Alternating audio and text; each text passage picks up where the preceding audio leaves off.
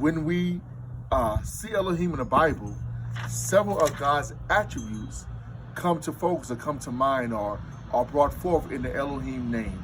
Number one, God is a creator.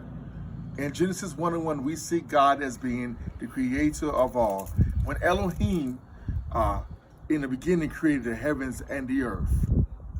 Secondly, we see God as being sovereign.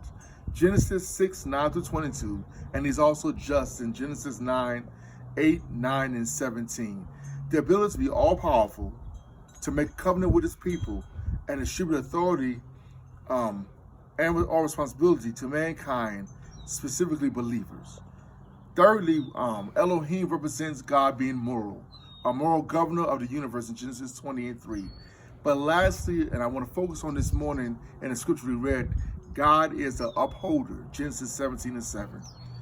It is important to understand the significance of the covenant that God made with man. Why is that?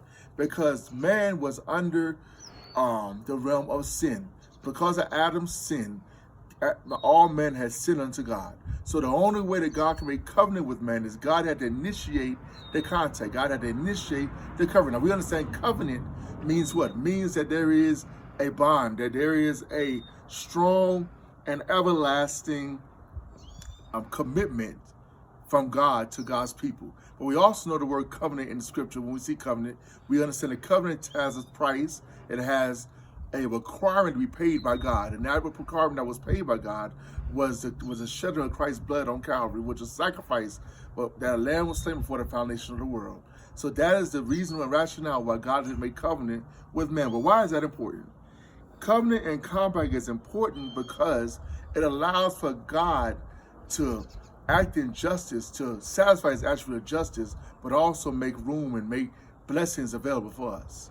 For in covenant, God has promised to protect us, to keep us, to lead us, and to sustain us in all we do. So the reason why the covenant is important is because it is a way of God to provide for his people. But God has also allowed us in his covenant to get back the authority that was taken from us or that was given up by us when we sinned against God. We must understand in the book of Genesis, we find that God gives man authority over the earth. Everything over the earth, the land and the sea and the beasts, he called us to actually name. He gave us authority. But what happened was when we sinned against God, that authority was compromised.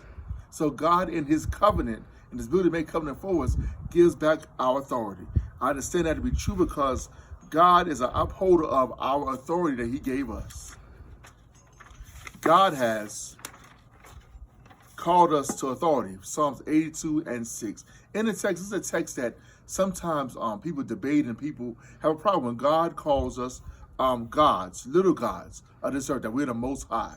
And sometimes people have taken that to mean that we are equivalent to God, which is not what that means. What it means is that God has given us little gods, the power and authority back to us to govern and to rule. Specifically, in the text, he's talking about the ability to be magistrates, the ability to be princes, the ability to be judges.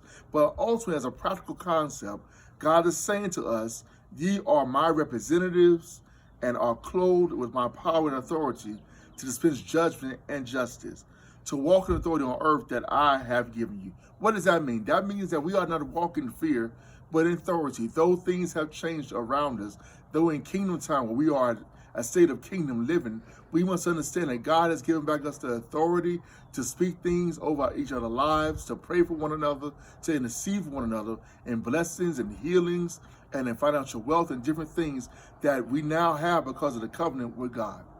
So what I want to share with this one, which we want to take two things in mind to share with you, is this. One, God has made an everlasting covenant with us, and it was sealed by the salvific work on Calvary. And two, we must walk in our power and authority that God clothed us in. I hope that you have a great week.